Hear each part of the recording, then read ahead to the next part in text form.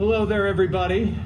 I see that hardly any of you left, so wonderful that you were so willing to stick around. There are other things to do in the park, just so you know. Well, thank you. It's so good to see you, too. Everybody here knows that we've already done one story. Are we ready for a second? Yeah! I love how energetic everybody is. This story that I'm going to do today is a mashup of a beloved bedtime story and a very profitable licensing agreement.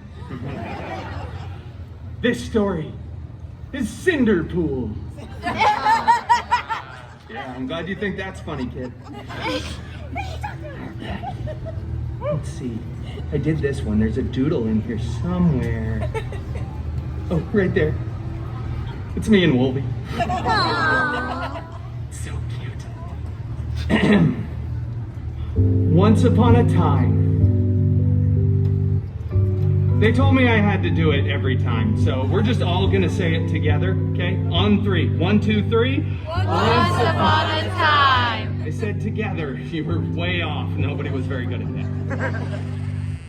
Upon a time, once, Cinderpool lived in an enchanted mansion with her step-professor and her step-mutants. The biggest step-mutant, Colossus, was very bossy, was always making up silly rules like, don't put your initials on other people's leftovers in the fridge.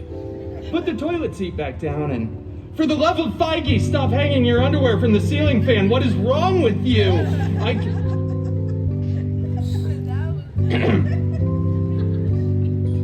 The other step mutant, Negasonic Teenage Warhead, was always texting and rolling her eyes. She was so Gen Z. Both of these step mutants were very jealous because Cinderpool had a much, much larger fan base. Yeah, you can tell. Nobody showed up for Colossus. One day, an expendable non-union extra went running in front of the mansion grounds screaming. King Thanos was planning the biggest battle of Phase 3, which we all know is the last important phase. Yeah.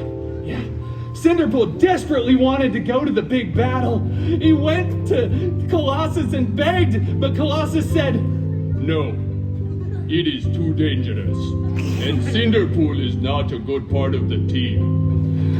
Then Colossus ripped apart Cinderpool's favorite and cleanest costume, and Negasonic blasted it with her mind powers, which was so cool. She's so Gen Z. On fleek, no cap, Sigma. Cinderpool was distraught and very exposed. He was crying, stumbling out onto the mansion grounds for dramatic effect. But suddenly, he saw in the air what began to form was a sparkle circle. It grew bigger and bigger, and out of that sparkle circle stepped Cinderpool's fairy god mutant. Go through the, he went, okay, there we go. Oh, fairy god mutant Wolverine! I desperately want to go to the big battle, but my step mutants destroyed my costume. Shut up. He said lovingly. What? In the story, my costume's destroyed and I can't go to the battle without it. Nobody cares about your costume. Well, get another one. Stop whining.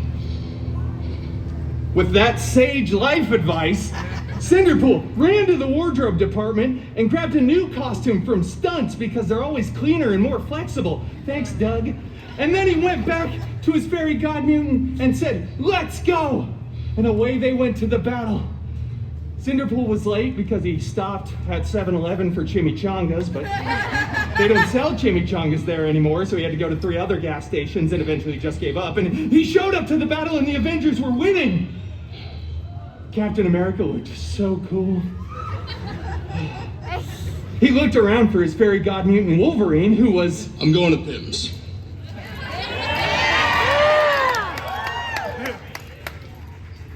Okay. Well, anyway, Cinderpool surveyed the battlefield to see how he could help. He saw, right on the stairs of an alien ship, a single gold glove. Cinderpool picked that glove up and said, I wonder if this fits. And put that glove on. After some buzzing, whirring, and clicking, it was a perfect fit.